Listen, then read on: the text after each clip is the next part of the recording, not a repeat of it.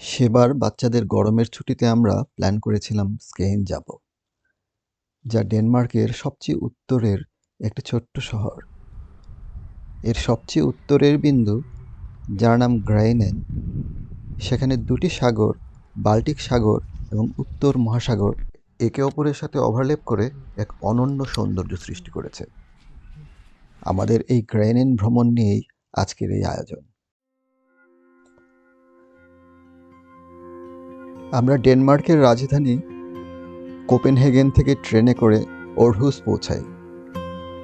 সেখান থেকে আবারও ট্রেনে স্কেইন।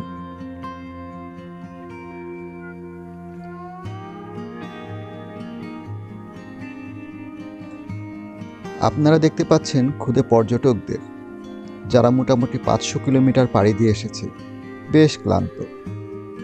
তারা বিছানায় গড়াগড়ি খাচ্ছে।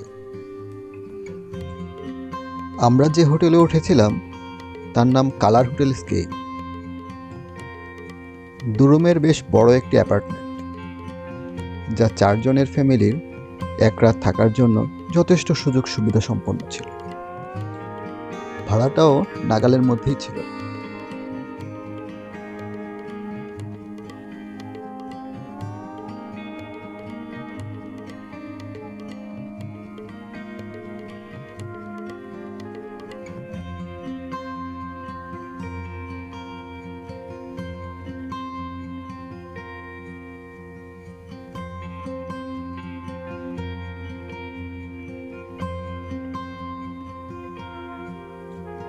রান্নার সব ধরনের সরঞ্জাম সহ ছোট্ট একটি কিচেন এবং ডাইনিং স্পেস এর সাথে সংযুক্ত ছিল।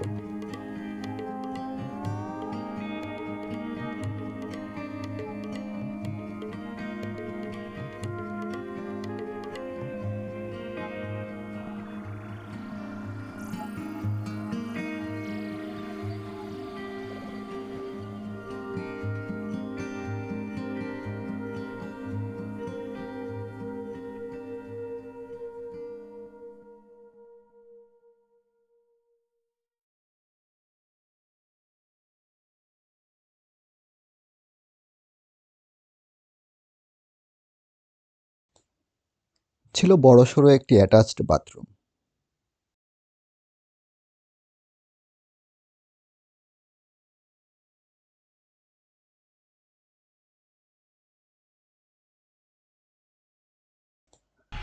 দুপুরের খাওয়া এবং কিছুটা রেস্ট নিয়ে আমরা বের হয়ে যাই স্কেইনের সবচেয়ে কাঙ্ক্ষিত যে জায়গা, গ্রেনেনের উদ্দেশ্যে।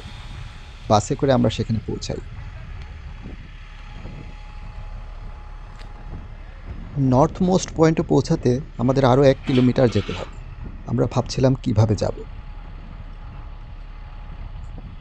এই ট্রেইলারটি পর্যটকদের বিভিন্ন জায়গা ঘুরিয়ে দেখায়, অনেকটা গাইডেড ট্যুরের মতো। তবে আমরা হেঁটেই যাওয়া সাব্যস্ত করলাম, কারণ এতে এক অর্থ সাশ্রয় হবে, আবার এক্সপ্লোর করতে করতেও যেতে পারবো এবং প্রচুর ছবি তুলতে পারবো, যেটি আমাদের অন্যতম প্রধান উদ্দেশ্য।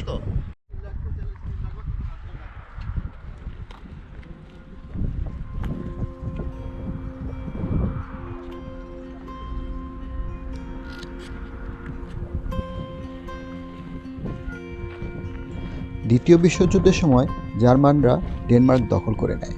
একই সাথে স্কেইনও চলে যায় জার্মানির দখলে।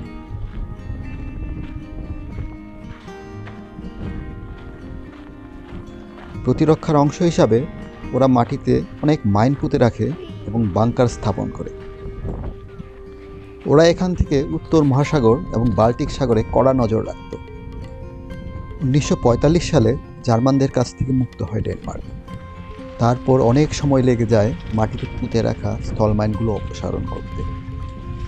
ফেলে যাওয়া বাংকারগুলো কালের সাক্ষী হিসাবে এখনো রয়ে গেছে।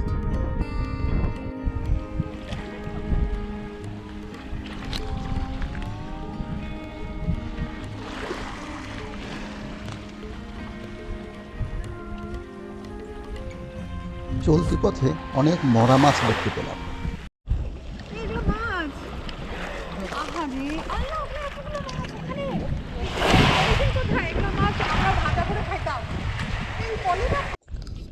হেরিংয়ের ঝাঁক কেন আত্মহত্যা করলো সেটা আমি বুঝতে পারিনি, তবে বাচ্চাদের আম্মুর মাথায় বুদ্ধি বেশি।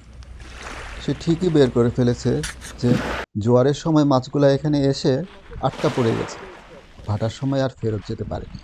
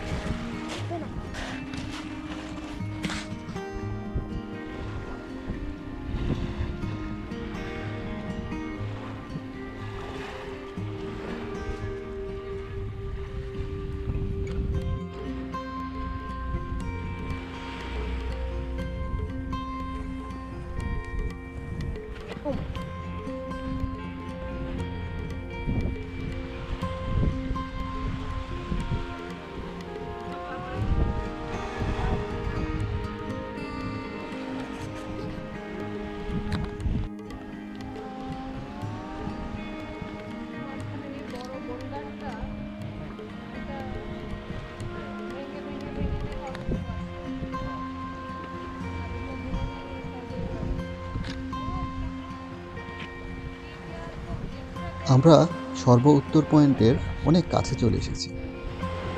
উত্তেজনার পারদও বাড়ছে। অনেকেই জুতা খুলে প্রস্তুত পানিতে নেমে পড়ার জন্য।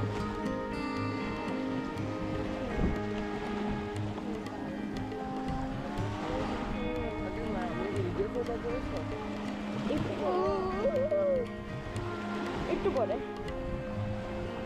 ভিডিও করছি তো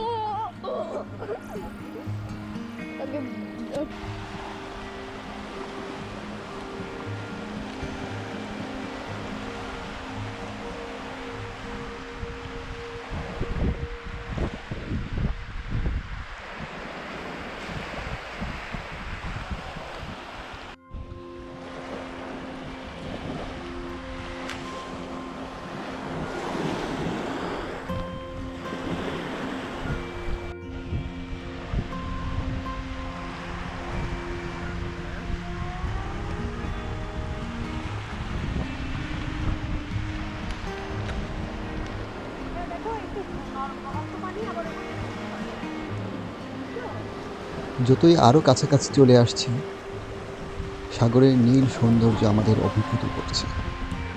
সত্যি অসাধারণ।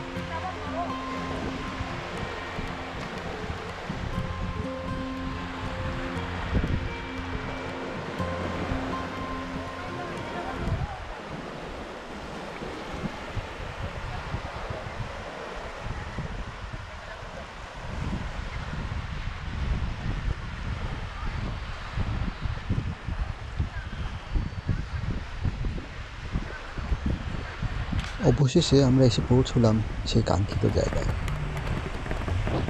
দুটি বিশাল সমুদ্রের মিলনস্থল। উত্তর মহাসাগরের পানি আসছে বাঁ দিক থেকে, আর ডান দিক থেকে আসছে বাল্টিকের পানি। দুয়ে মিলে যে অসাধারণ সৌন্দর্য সৃষ্টি করছে তা ভাষায় প্রকাশ করার মতো নয়। মাছের আশায় অসংখ্য সামুদ্রিক পাখি সাগরে খেলে বেড়াচ্ছে।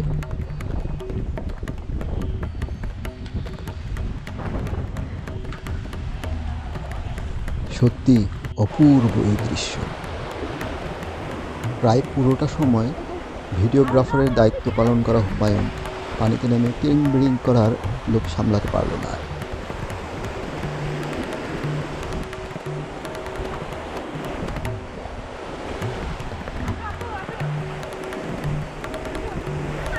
স্কেইনের এই অপার্থিব সৌন্দর্যে অবগাহন করতে বছরের এই সময় অসংখ্য পর্যটক বেড়াতে আসেন এখানে।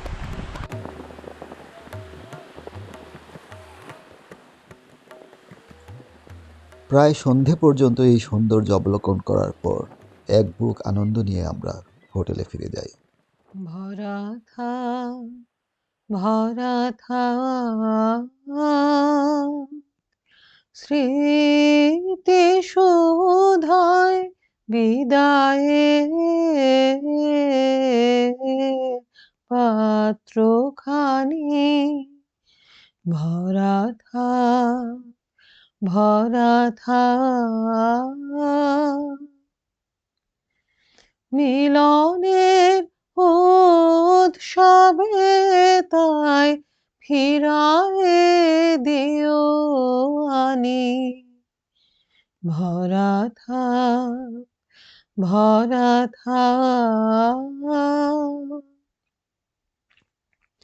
বিষাদের অশ্রু জলে নীরবের মতলে গোপনে উঠুক ফলে হৃদয়ের নূতন বাণী গোপনে উঠুক ফলে হৃদয়ের নূতন বাণী ভরা থাক, ভরা থাক।